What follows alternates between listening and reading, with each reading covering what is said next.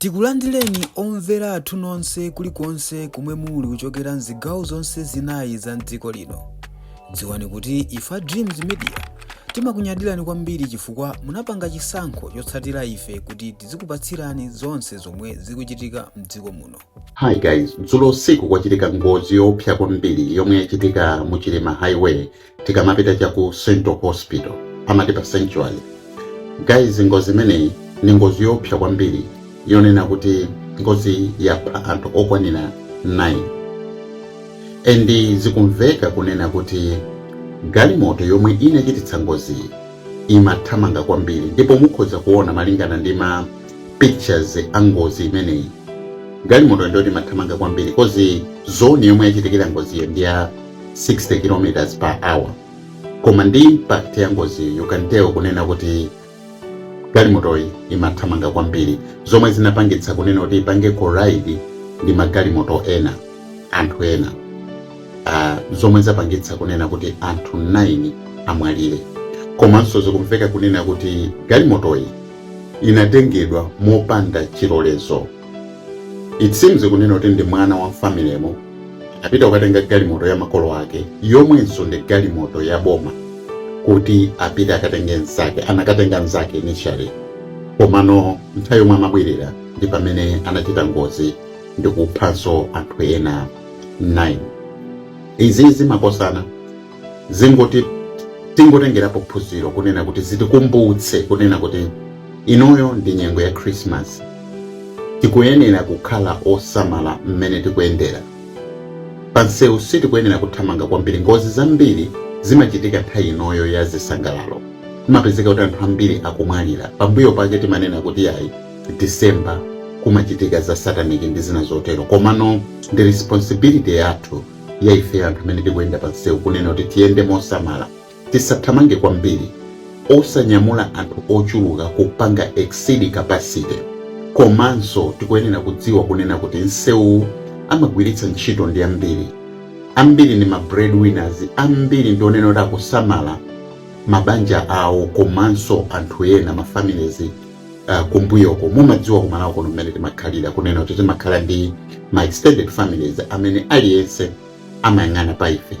So kusayenda bwino kwa ino pansewu zimapanga affect manja ochuluka. Ndengati apapa anthu 9 amwalira, ndi anthu angati amene apangidwa affected.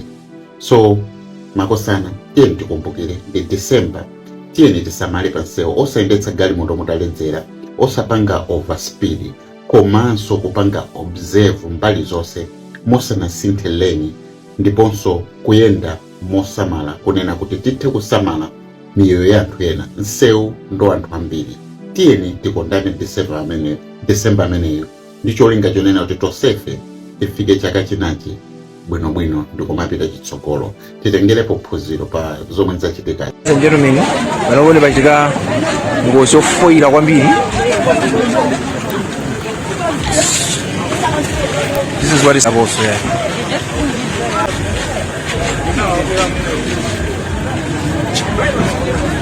Zosayenda amwene galimoto ine mwezo ti machuka mbali nayo ndeza kuti yakalowa mu ezake. So this is what is happening here.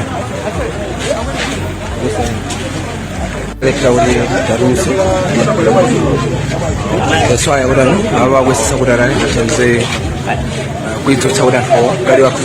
Hi guys, dzulo usiku kwachitika ngozi yopsa kwambiri yomwe yachitika mu Chilima Highway tikamapita cha ku Central Hospital pamati pa Sanctuary. Guys, ngozi imeneyi ni ngozi yopsa kwambiri yonena kuti ngozi yapha anthu okwanira 9. Endi zikumveka kunena kuti galimoto yomwe inachititsa ngozi imathamanga kwambiri, ndipo mukhoza kuona malingana ndi ma pictures a ngozi imeneyi. Galimoto ndiyoti imathamanga kwambiri kozi zone yomwe yachitikira ngozi ndi ya 60 km/h. Koma ndi impact ya ngozi you can tell kunena kuti galimoto imathamanga kwambiri, zomwe zinapangitsa kunena kuti ipange collide ndi magalimoto ena, anthu ena. Zomwe zapangitsa kunena kuti anthu 9 amwalire. Komanso zikumveka kunena kuti galimoto inatengedwa mopanda chilolezo. it seems kunena kuti ndi mwana wa familemo apita kukatenga galimoto ya makolo ake yomwenso ndi galimoto ya boma kuti apita akatenge nzake, anakatenga nzake initially, komano nthawi yomwe amabwerera ndi pamene anachita ngozi ndi kuphanso anthu ena 9. Izi zimakosana zingoti tingotengerapo phunziro kunena kuti zitikumbutse kunena kuti inoyo ndi nyengo ya Christmas, tikuyenera kukhala osamala mmene tikuyendera pansewu. Sitikuyenera kuthamanga kwambiri. Ngozi zambiri zimachitika nthawi inoyo ya zisangalalo, imapezeka kuti anthu ambiri akumwalira. Pambuyo pake timanena kuti ayi December kumachitika za sataniki ndi zina zotero, komano ndi responsibility yathu ya ife anthu amene tikuyenda pansewu kunena kuti tiyende mosamala, tisathamange kwambiri, osanyamula anthu ochuluka kupanga exceed capacity. Komanso tikuyenera kudziwa kunena kuti nsewu amagwiritsa ntchito ndi ambiri ni ma breadwinners, ambiri ndi onena kuti akusamala mabanja awo komanso anthu ena ma families kumbuyoko. Mumadziwa kumalawo kuno mmene timakhalira kunena kuti timakhala ndi ma extended families amene aliyense amayang'ana pa ife. So kusayenda bwino kwa ino pansewu zimapanga affect manja ochuluka. Ndengati apapa anthu 9 amwalira, ndi anthu angati amene apangidwa affected. So makosana, tiyeni tikumbukire ndi December, tiyeni tisamale pansewu, osayendetsa galimoto mutaledzera, osapanga overspeed, komanso kupanga observe mbali zonse mosanasinthe lane, ndiponso kuyenda mosamala kunena kuti tithe kusamala miyoyo ya anthu ena. Nsewu ndo anthu ambiri, tiyeni tikondane December ameneyo ndi cholinga chonena kuti tonsefe tifike chaka chinachi bwinobwino ndikumapita chitsogolo, titengerepo phunziro pa zomwe zachitika.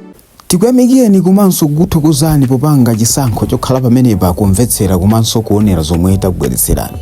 Chomwe tingakupempheni choti ngati muli alendo pamudzi pano tapangani subscribe, chifukwa mukatero inu ndi ife tidzayendera limodzi kuyambira lero mpaka na masiku omwe akubwera kusogoloko. Timabweratu ndi nkhani zochokera ngodya zonse zinayi za mdziko lino, kotero kuti inu simukuyenera kuti mukhale kunja kwa nkhani zimenezi. Tapangani subscribe, like, comment komanso share kuti tikhale limodzi mu ulendo umenewu.